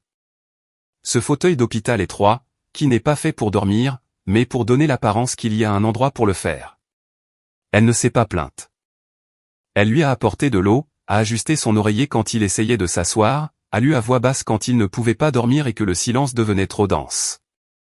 Le 3e jour, quand le médecin a confirmé qu'il pouvait rentrer chez lui, elle a ramassé les affaires des 2, a appelé un taxi parce que la voiture était sur le parking du bureau, et pendant le trajet, elle a posé sa main sur son genou sans rien dire. Juste ça. Isidro, assis dans un fauteuil en face de la fenêtre à 4 heures du matin, a dû serrer la mâchoire pour ne pas laisser ce souvenir faire ce qu'il voulait faire. La mémoire ne fonctionne pas par commodité. C'est le plus cruel de tout ça. On ne peut pas ordonner au passé d'effacer les bonnes parties, pour que le présent soit plus facile à supporter.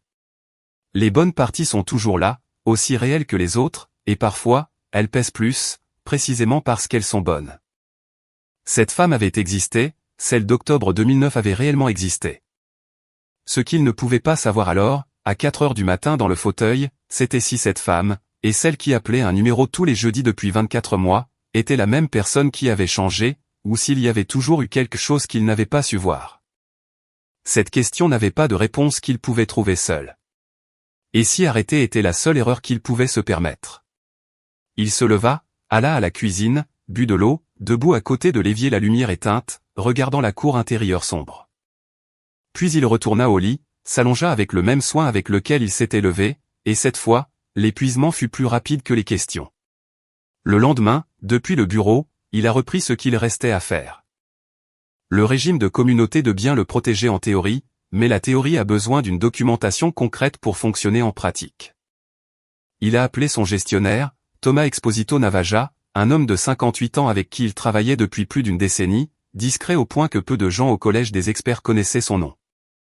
Il lui a demandé une révision de la structure patrimoniale matrimoniale, avec l'argument qu'il mettait à jour sa planification personnelle et voulait avoir tout en ordre avant la fin de l'année. Thomas n'a rien demandé. Ils ont pris rendez-vous pour cette même semaine. Dans cette réunion, sans entrer dans les détails qu'il n'avait pas besoin de donner encore, Isidro a vérifié que tous les actifs pertinents à l'appartement principal, les 2 fonds d'investissement qu'il avait constitués au fil des ans, le plan de pension étaient correctement enregistrés. Et qu'aucun d'eux ne pouvait être transféré ou modifié sans la signature des 2 titulaires. Il a également confirmé que le compte d'épargne joint, le même d'où provenaient les 19 virements, apparaissait bien sous le régime de la communauté de biens, et que tout mouvement unilatéral au-dessus d'un certain seuil pouvait être contesté avec un support documentaire. Thomas lui a demandé en fermant son dossier s'il y avait une situation particulière qui motivait cette révision. Isidro lui a dit que non, que c'était simplement de la prudence. Thomas a hoché la tête avec l'expression de quelqu'un qui a entendu cette réponse assez de fois pour savoir qu'elle signifie généralement autre chose, mais qui respecte la limite qu'on lui fixe. Le même après-midi, au bureau, Isidro a ouvert le document qu'il avait construit pendant des semaines, et l'a révisé du début à la fin, avec la même distance critique qu'il appliquerait au rapport d'un autre expert avant de le présenter au tribunal. Il a cherché des incohérences, des dates qui ne collaient pas, des affirmations qui n'avaient pas un support documentaire suffisant. Il n'en a trouvé aucune. Le document était solide. Pas parfait, car la pièce de la location manquait encore, mais solide dans tout le reste. Ce qu'il a fait ensuite était quelque chose qu'il n'avait dit à personne, même pas à Dolores. Quelque chose qu'il a pensé cette nuit-là dans le fauteuil, et qui pendant le lendemain avait pris une forme concrète. il a créé une copie cryptée du document complet, avec tous les relevés numérisés et les registres d'appels joints, et l'a envoyé à une adresse email que lui seul connaissait, un compte qu'il avait créé spécifiquement à cet effet, qui n'avait aucun lien avec le sien. Puis il a imprimé 2 copies physiques, les a mises dans des enveloppes scellées, et les a stockées dans 2 endroits différents, une dans le coffre-fort du bureau, une autre chez sa sœur Remedio à Castellon, sans lui expliquer ce qu'il y avait à l'intérieur. Lui demandant seulement de la garder sans l'ouvrir, jusqu'à ce qu'il le lui dise. Remedio Palomar Gutiérrez avait 54 ans. Elle était la seule personne au monde à qui Isidro aurait confié quelque chose comme ça sans donner plus d'explications. Elle n'a pas demandé. Elle lui a dit qu'elle était dans le tiroir supérieur de son bureau, et qu'elle y resterait jusqu'à ce qu'il dise le contraire. C'était un mercredi. Le jeudi suivant, c'est ce qui s'est produit. Isidro était arrivé à l'appartement avant ce qui était prévu, vers 19h, car une audience prévue pour ce matin-là s'était terminée avant ce qui était prévu, et il avait pu avancer tout le travail de l'après-midi au bureau. Amparo était sorti. Jeudi, son après-midi habituel. Il avait du temps. Il a utilisé ce temps pour quelque chose qu'il reportait depuis des jours, revoir l'historique complet de l'ordinateur partagé dans le salon, avec plus de détails que la fois précédente. Pas les recherches superficielles, les favoris enregistrés, les sessions de navigation, les fichiers temporaires que la plupart des gens ne savent pas qu'ils existent, et qu'il savait trouver depuis les premières années de sa carrière. Quand les documents numériques ont commencé à être pertinents dans les expertises. Il a trouvé ce qu'il cherchait dans un fichier de session d'il y a 4 mois. Une plateforme de location temporaire, un appartement à Valence Centraux, disponibilité consultée pour les week-ends des mois précédents. Et dans l'historique d'une session commencée avec un mot de passe, une session qu'il ne pouvait pas ouvrir, mais dont l'existence enregistrait qu'elle avait eu lieu, une réservation confirmée avec date et référence de paiement. Il ne pouvait pas accéder aux détails de cette réservation de l'extérieur, mais il avait la plateforme, il avait la période approximative, et il avait le numéro du compte individuel d'Amparo, d'où provenaient les seuls mouvements sortants que Dolores avait pu identifier. Il calculait combien de temps il lui faudrait pour vérifier le lien quand il a entendu la clé dans la porte. Il était 20h20. 40 minutes avant l'heure à laquelle elle arrivait habituellement. Il a fermé le navigateur, l'écran de l'ordinateur est revenu au bureau. Il s'est levé sur le canapé avec la télécommande à la main, comme s'il était assis là depuis avant, et a allumé la télévision dans le même mouvement avec lequel Amparo a ouvert la porte du couloir. « Tu arrives tôt », a-t-il dit sans se retourner complètement, les yeux sur l'écran. Le cours s'est terminé plus tôt. Elle a laissé le sac à l'entrée. « Tu es là depuis longtemps ?»« Un peu. »« J'ai fini tôt. » Amparo est allé dans la chambre. Il a entendu le placard s'ouvrir, le bruit des cintres, puis la salle de bain, l'eau de la douche. Et Isidro est resté sur le canapé avec la télécommande à la main, et l'écran en face, attendant que l'adrénaline mette moins de temps à descendre qu'il n'en a fallu. Il en a fallu un bon moment. Cette nuit-là, pendant qu'elle dormait, il est allé au bureau, a ouvert le carnet, et a écrit ce qu'il avait trouvé. La plateforme, les dates approximatives, la référence à une réservation confirmée. Il n'avait pas encore le détail, mais il savait comment l'obtenir. Dolores connaissait quelqu'un dans le secteur de la location touristique, ce n'était pas une gestion propre, mais ce n'était pas non plus illégal si cela se faisait avec précaution, et sans laisser de traces utilisables. Ce qu'il avait déjà, bien qu'il ne l'ait toujours pas nommé à voix haute, était suffisant pour comprendre l'architecture complète de ce qui s'était produit. Un compte ouvert 3 mois avant de commencer, de l'argent accumulé en petite quantité, des recherches de logement, une réservation payée, 24 mois de contact hebdomadaire avec un homme dont le nom apparaissait lié à des dîners payés dans un restaurant où son fils était allé 3 fois. Les faits ne manquaient pas. La dernière donnée manquait, qui convertissait la somme en quelque chose qui ne laissait aucune marge d'interprétation possible. Avant de fermer le carnet, il a écrit une dernière chose. Pas comme une information de cas, mais comme une phrase qu'il avait besoin de laisser écrite quelque part, il y a une version de cette vie qui ne va plus exister. Indépendamment de ce qui se passera à partir d'ici. Ce n'est pas une perte qui peut être quantifiée. C'est la seule partie de tout ça pour laquelle je n'ai pas de méthode. Il a fermé le carnet, l'a mis dans la mallette. Le lendemain, il a appelé Dolores. La dernière donnée qui manquait était sur le point d'apparaître, et quand elle apparaîtrait, le document serait complet. L'enveloppe est arrivée par l'intermédiaire de Dolores, un lundi matin, en main propre, sans expéditeur à l'extérieur. Elle l'a laissé sur le bureau d'Isidro avec la même discrétion avec laquelle elle avait géré tout le reste, sans commentaire, sans dramatisation, avec la brièveté de quelqu'un qui sait que les mots ajoutés n'améliorent pas ce qui est déjà dit. Elle a seulement dit avant de partir, le contact du secteur de la location a pris plus de temps que prévu, mais c'est complet. Isidro a attendu qu'elle ferme la porte. Il a ouvert l'enveloppe avec un coupe-papier qu'il avait dans le tiroir de droite, par le bord supérieur, en faisant attention de ne pas endommager le contenu. À l'intérieur, il y avait 3 feuilles. La première était une liste de réservations sur la plateforme de location temporaire qu'il avait identifiée dans l'historique de l'ordinateur partagé. La deuxième était le détail d'une réservation spécifique, avec les dates, le montant et la référence de paiement. La troisième était une photocopie partielle du contrat de location temporaire, avec le nom du locataire et la période d'occupation.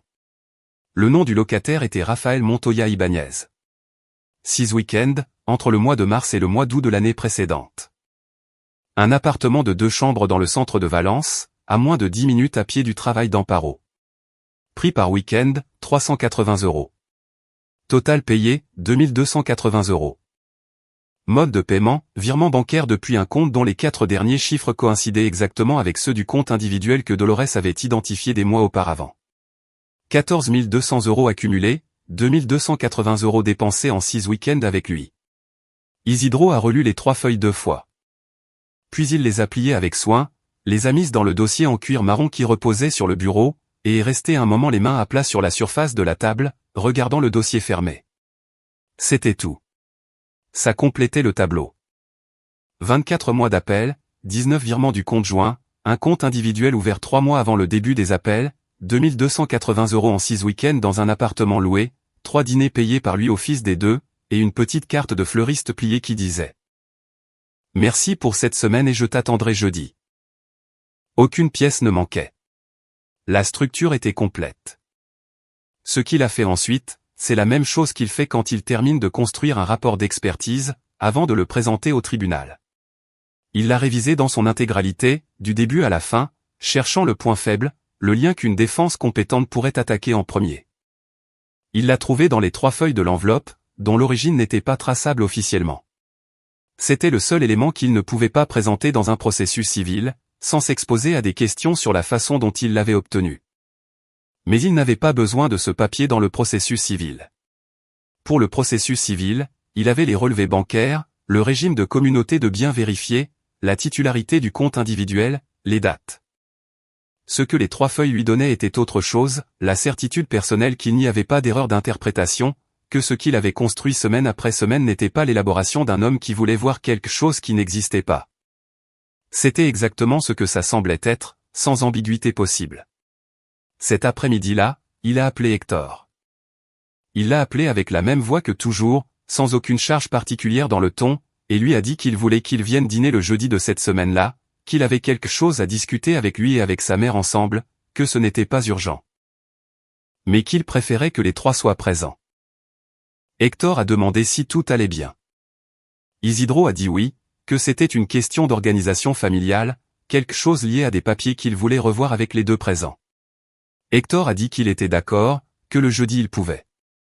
Il a raccroché, assis dans le bureau, le téléphone encore à la main, et a calculé ce qu'il venait de faire. Hector allait parler avec Amparo avant le jeudi, c'était inévitable. Il allait lui dire que son père avait appelé, qu'il voulait les voir tous les 2, qu'il avait mentionné des papiers.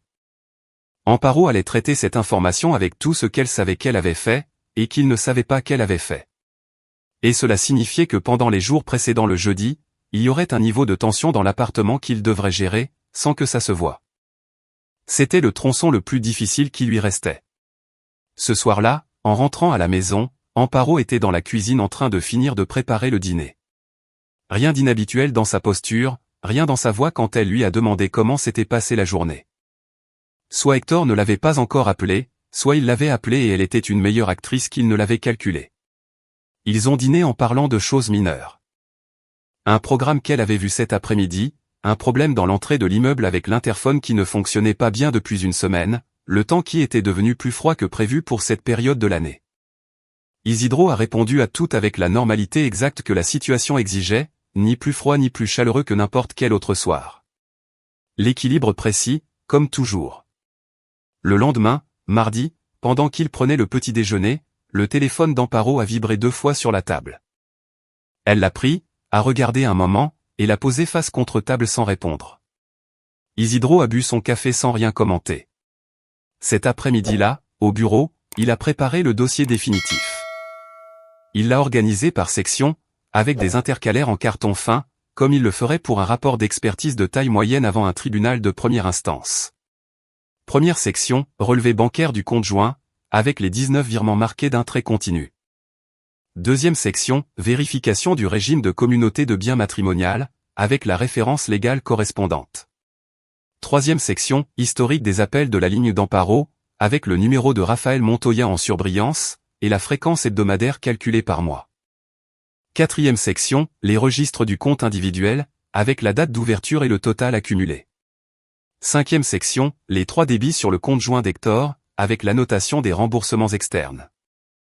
Chaque section ordonnée chronologiquement, chaque donnée avec sa source de référence. Rien qui ne puisse être soutenu dans un interrogatoire de 45 minutes, devant un expert adverse. Il l'a fermé, l'a mis dans le sac de travail à côté de l'ordinateur portable. Il est resté un moment à regarder le sac en tissu sur le bureau, dans le silence de 19 heures.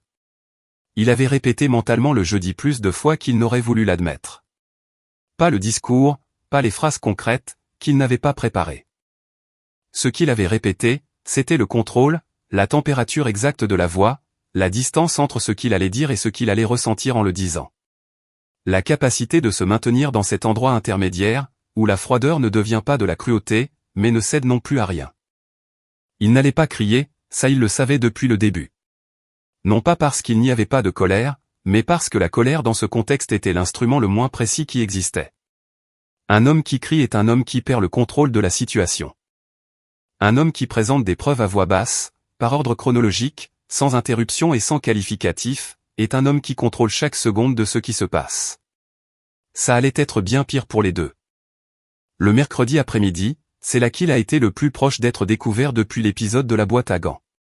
Il est arrivé à l'appartement à 18h30. Amparo n'était pas là. Il est allé au bureau, a ouvert l'ordinateur portable, et a passé 20 minutes à vérifier que la copie cryptée du document était toujours accessible depuis le compte externe. Tout en ordre. Il a fermé l'ordinateur portable, l'a mis dans le sac de travail. Il était en train de ramasser ses affaires quand il a entendu l'ascenseur s'arrêter à son étage. Puis la clé. Amparo est entrée avant qu'il n'ait quitté le bureau. De l'entrée du couloir, elle l'a vu là, debout, avec le sac à la main à côté du bureau. Il y a eu un silence de 3 ou 4 secondes qui à Isidro ont semblé plus longues. « Tu partais » a-t-elle demandé. « J'allais descendre à la voiture, pour laisser quelques documents pour demain. » Il a légèrement soulevé le sac, comme pour illustrer. « Comme ça, je n'ai pas à m'en souvenir le matin. » Amparo l'a regardé un moment. Pas avec une suspicion articulée, mais avec cette attention diffuse que les gens ont parfois, quand quelque chose ne colle pas tout à fait, mais qu'ils ne savent pas préciser quoi. Puis elle a hoché la tête. « Eh bien, je descends avec toi, j'ai laissé mes lunettes de soleil. » Ils sont descendus ensemble dans l'ascenseur. Isidro a laissé le sac dans le coffre, Amparo a pris les lunettes dans la boîte à gants du côté passager. Ils sont remontés ensemble. Dans l'ascenseur, elle a commenté qu'Hector lui avait dit que le jeudi il venait dîner. Elle lui a demandé s'il voulait qu'elle prépare quelque chose de spécial, ou si le dîner habituel suffisait. « Ce que tu veux », a dit Isidro. « Rien de spécial n'est nécessaire. » Elle a hoché la tête. Les portes de l'ascenseur se sont ouvertes. Cette nuit-là, Isidro a dormi plus d'heures consécutives qu'il n'en avait dormi depuis des semaines. Pas avec paix, mais avec le type de repos qui vient quand il n'y a plus aucune décision en attente à prendre, quand le chemin est tracé jusqu'au bout, et qu'il ne reste plus qu'à le parcourir. Le jeudi s'est levé avec une fine pluie, cette pluie de novembre qui ne trempe pas complètement, mais qui pèse dans l'environnement comme une présence constante. Isidro s'est levé à 7 heures, a préparé son café, a déjeuné seul parce qu'Amparo dormait encore. Et avant de partir au bureau, il est allé dans le salon. Les fleurs étaient toujours dans le vase. Elles étaient là depuis des semaines, sèches maintenant, sans couleur, les pétales rétrécis sur eux-mêmes. Amparo ne les avait pas enlevés, et lui non plus. Personne n'avait rien dit à leur sujet pendant tout ce temps. C'était un détail si petit, et si chargé en même temps, qu'Isidro l'avait noté mentalement chaque fois qu'il le voyait, sans savoir encore exactement à quoi ça allait lui servir. Ce matin-là, en les regardant sous la lumière grise de la fenêtre, il a su. Il est allé au bureau, a travaillé jusqu'à 14 heures. Il est retourné à l'appartement à 16 heures, pour se doucher et se changer avant qu'il n'arrive. Amparo était dans la cuisine en train de préparer le dîner, de dos, avec le tablier. Il est allé dans la chambre, a laissé le sac de travail à côté du bureau, s'est douché, s'est habillé. À 18h30, il a sorti le dossier du sac, et l'a laissé sur la table de la salle à manger, fermée, la surface lisse du cuir marron vers le haut. À côté, à sa droite, il a placé le vase avec les roses sèches, exactement au même endroit où il était le mardi où Amparo l'avait laissé en arrivant, quand elle a dit qu'elle se les était achetés, qu'elle le méritait. Il s'est assis sur la chaise qui était en face de l'entrée du salon, avec le dossier et le vase à sa gauche, et a attendu. À 20h15, il a entendu la porte principale. 2 minutes plus tard, la clé. Amparo est entrée la première. Elle s'est arrêtée en voyant le dossier sur la table, puis le vase, puis lui, assis, les mains jointes sur la table, sans aucune expression particulière. « Qu'est-ce que c'est que ça ?» a-t-elle dit. Isidro n'a pas encore répondu, car à ce moment-là, il a de nouveau entendu l'ascenseur. Hector mettrait moins d'1 minute à sonner, et il avait besoin qu'ils soient tous les deux présents pour le premier mot. La sonnette a retenti une fois. Amparo n'avait pas bougé de l'endroit où elle s'était arrêtée en entrant. Elle était toujours debout à côté de l'entrée du salon, son sac encore suspendu à son épaule, regardant le dossier en cuir marron sur la table, et le vase avec les roses sèches à côté. Son expression n'était pas exactement de la peur, c'était celle de quelqu'un qui vient de reconnaître une forme dans le brouillard, et qui est encore en train de traiter si ce qu'elle voit et ce qu'elle croit que c'est. Isidro s'est levé, est allé à la porte, et a ouvert. Hector est entré, sa veste mouillée par la fine pluie qui tombait encore dehors, ses cheveux légèrement humides aux tempes. Il portait un petit sac, un dessert qu'il avait acheté en chemin, comme il le faisait parfois quand il venait dîner. Il a regardé son père d'abord, puis le salon, puis sa mère, qui était toujours debout avec son sac à l'épaule. « Que se passe-t-il » a-t-il dit. « Asseyez-vous » a dit Isidro. Il ne l'a pas dit fort, il ne l'a pas dit brusquement. Il l'a dit avec le même calme avec lequel il aurait demandé à quelqu'un de s'asseoir dans son bureau, avant d'examiner un dossier. Ce calme, Isidro le savait, était plus difficile à supporter pour celui qui l'entendait que n'importe quel ton élevé. Le volume élevé donne à l'autre quelque chose contre quoi pousser. Le calme ne donne rien. Hector a laissé le sac sur le comptoir de la cuisine, et est entré dans le salon. Il s'est assis sur le canapé, à côté de l'endroit où sa mère avait fini par laisser son sac, et par prendre place sur le bord du fauteuil, le dos droit et les mains sur ses genoux. Isidro est retourné à sa chaise, en face des deux, avec le dossier fermé à sa gauche, et le vase à sa droite. Personne n'a parlé pendant 5 secondes. Puis Isidro a ouvert le dossier. « Je vais vous montrer quelque chose » a-t-il dit. « Je vais le faire dans l'ordre. Je n'interromprai pas ce que vous aurez à dire, quand vous aurez fini de voir chaque section. Je vous demande seulement de ne pas interrompre pendant que j'explique. » Amparo a ouvert la bouche. « Pas encore » a dit Isidro, sans lever la voix, sans quitter des yeux le premier document qu'il venait de sortir du dossier. Il a posé sur la table le relevé du compte d'épargne joint, avec les 19 virements marqués d'un trait continu. 19 sorties, des montants entre 4 cents et 7 cents euros, répartis sur 27 mois. Tous vers le même numéro de compte de destination. Il l'a laissé au centre de la table, orienté vers eux, et a attendu qu'ils le lisent tous les deux. Amparo a regardé le papier. Hector l'a également regardé. Aucun des deux n'a rien dit. Isidro a sorti la deuxième section, la vérification du régime de communauté de biens, avec la référence à l'acte de capitulation matrimoniale. Il l'a placé en dessous de la première feuille. Tout ce qui entre dans ce mariage est un bien commun, a-t-il dit. Y compris l'argent de ce compte. Cela a des conséquences juridiques, qui sont déjà documentées. Troisième section, l'historique des appels. Le numéro de Raphaël Montoya Ibanez en surbrillance, la fréquence hebdomadaire calculée mois par mois, pendant 24 mois. C'est à ce moment-là qu'Amparo a parlé, pas fort, d'une voix basse, presque un murmure, avec une retenue qui à Isidro a semblé la chose la plus proche de la reconnaissance qu'il allait obtenir d'elle cette nuit-là. Elle a dit, Isidro, il n'a pas levé les yeux du papier qu'il posait. Pas encore. Quatrième section, le compte individuel. Date d'ouverture, 27 mois. Total accumulé, 14 200 €. Titulaire unique, Amparo Serrano Vega. 5e section, les 3 débits sur le compte joint d'Hector. Les 3 dates, les 3 remboursements externes les jours suivants, d'origine externe, sans identification de titulaire. Isidro a mis cette dernière feuille sur la table, et l'a orientée spécifiquement vers Hector. Son fils l'a regardé. Et Isidro l'a vu à ce moment-là. Il l'a vu avec la même clarté avec laquelle il avait vu tant de choses ces dernières semaines. C'était une seconde, à peine, celle pendant laquelle les yeux d'Hector sont tombés vers le papier, et quelque chose dans sa posture a changé. Il ne s'est pas effondré, il n'a fait aucun geste brusque. C'était quelque chose de plus petit, et de plus définitif. Ses épaules sont descendues d'un demi-centimètre, et sa mâchoire s'est contractée vers l'intérieur, comme le mouvement involontaire de quelqu'un qui vient de recevoir quelque chose qu'il savait déjà qu'il allait arriver, mais qui fait mal quand même. C'était tout ce qu'il avait besoin de voir. Puis sont venues les paroles d'Amparo. Elles sont arrivées lentement au début, avec une voix qui essayait de rester ferme, et qui n'y parvenait pas tout à fait. Elle a dit qu'il y avait une explication, que les choses n'étaient pas ce qu'elles semblaient être, que le compte elle l'avait ouvert pour des raisons qu'il ne comprendrait pas sans contexte. Qu'ils étaient depuis des années dans un mariage qui s'était vidé, et qu'elle avait eu besoin d'avoir quelque chose qui n'était qu'à elle. Que ça ne justifiait pas tout, mais que lui non plus n'avait pas été présent, de la manière dont il aurait dû l'être. Isidro l'a écouté, il ne l'a pas interrompu. Quand elle a terminé cette première partie, il a dit, l'une de ces raisons change-t-elle les dates des documents que vous avez devant vous? Amparo n'a pas répondu. Puis la colère est venue. Elle est venue de la manière dont elle vient chez les gens qui ne sont pas enclins à l'exprimer ouvertement. Pas avec des cris, mais avec une intensité compressée dans chaque syllabe, avec des mots qui sortaient mesurés, mais chargés à ras-bord.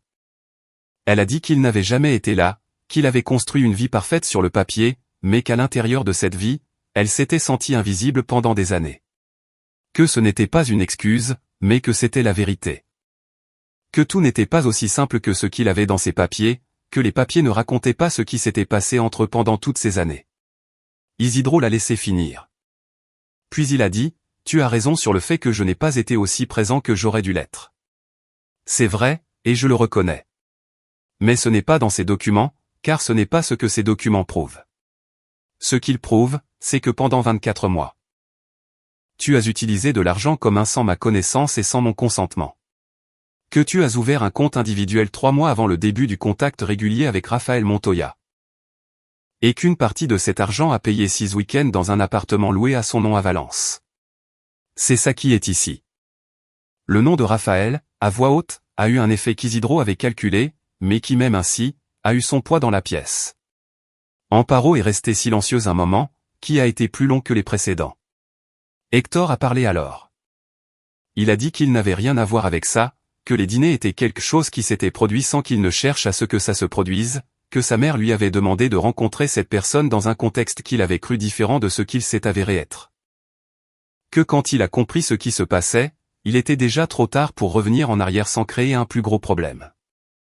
Isidro l'a regardé quelques secondes sans rien dire. Puis il a dit, tu as 26 ans. Tu as étudié pendant 4 ans avec mon argent. Tu vis dans un appartement dont je paie le loyer depuis 2 ans. Tu conduis une voiture que j'ai financée. Tu savais ce qui se passait. Et tu as choisi de ne rien dire. C'est la seule chose que j'ai besoin de savoir de ta part ce soir. Hector a ouvert la bouche, l'a refermée, a baissé les yeux vers la table.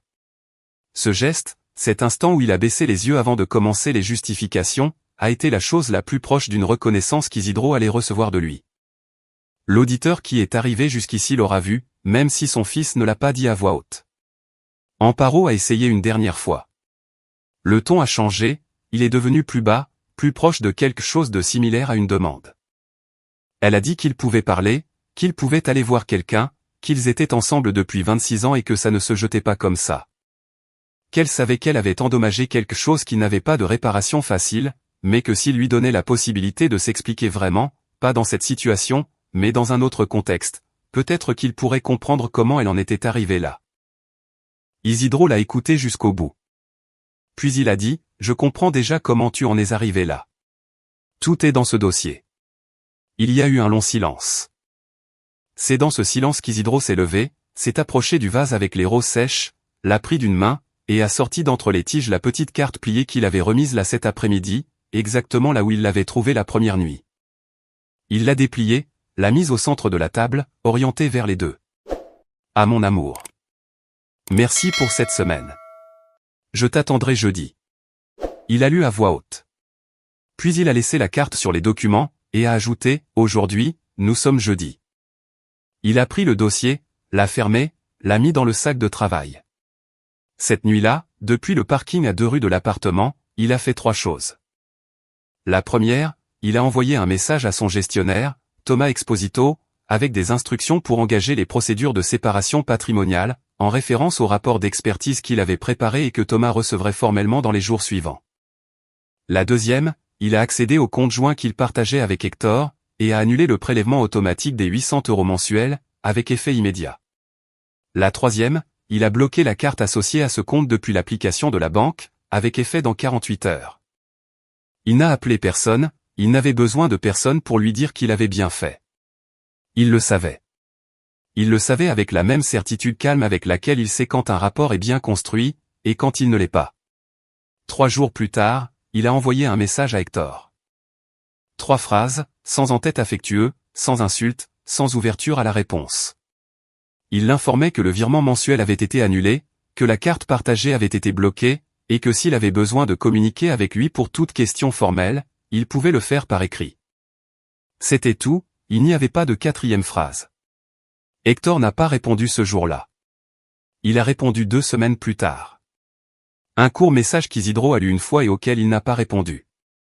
Non pas parce qu'il n'y avait rien à dire, mais parce que tout ce qui devait être dit était déjà dit, et ajouter quelque chose à ce moment-là n'aurait servi à aucun but qu'il pouvait identifier. La semaine suivante, il a formellement fermé le compte joint au guichet, en présence d'un employé. Ça a pris 12 minutes. Ce qui a suivi n'a pas été simple, je veux que ce soit clair aussi. La séparation est un processus, pas un instant. Et les processus ont des coûts, qu'aucun document d'expertise ne peut quantifier complètement. Il y a des conversations qui ont lieu dans des bureaux d'avocats, avec une froideur qui contraste avec ce que ces mêmes personnes ont été pendant 26 ans. Il y a des objets dans un appartement, qui doivent soudainement être répartis entre 2 vies, qui avant n'en formaient qu'une seule. Il y a des habitudes quotidiennes qui se brisent sans cérémonie, sans que personne ne les nomme, sans que personne ne leur dise au revoir. Il y a des choses que je ne vais pas récupérer. Le temps où je n'étais pas là, ça aucun processus ne le récupère. Les années que j'ai construites en croyant que je construisais quelque chose qui était à nous deux, et qu'une partie de ce temps était déjà autre chose pour elle, ça ne se récupère pas non plus. L'image de mon fils baissant les yeux avant de commencer à se justifier, ça va rester là où c'est pendant longtemps. Mais il y a quelque chose que j'ai appris dans tout ça, qui vaut plus que n'importe quelle victoire que je pourrais nommer. Un homme qui travaille avec des documents qui mentent, apprend avec le temps à distinguer entre l'erreur et l'intention. Une erreur se répare. Une intention, maintenue pendant 24 mois, avec un compte ouvert 3 mois avant que tout ne commence, avec de l'argent déplacé en petite quantité pour ne pas éveiller les soupçons, avec un fils adulte qui a choisi de savoir et de se taire. Ce n'est pas une erreur. C'est une architecture. Et une architecture de ce type exige que celui qui la découvre réponde avec la même précision avec laquelle elle a été construite. Pas avec de la colère, avec de la méthode. S'il y a quelque chose que j'aimerais qu'un proche comprenne de tout ça, c'est que la trahison la plus difficile à traiter n'est pas toujours la plus visible. Ce n'est pas le nom sur le téléphone qui m'a le plus coûté. C'est la carte du fleuriste, que ma femme a laissé entrer dans la maison, sans savoir qu'elle ne pouvait plus tout contrôler. C'est cette négligence, si petite, dans une opération si longue. C'est de réaliser que parfois, la vérité n'arrive pas par les chemins que l'on se prépare à la trouver, mais par un que personne n'aurait pu anticiper. Une petite carte, pliée en 2, parmi les tiges d'un bouquet de roses rouges que quelqu'un d'autre lui avait acheté, et qu'elle a dit s'être acheté elle-même. Cette nuit-là, je n'ai rien dit. J'ai mis les fleurs dans un vase, et je suis allé me coucher.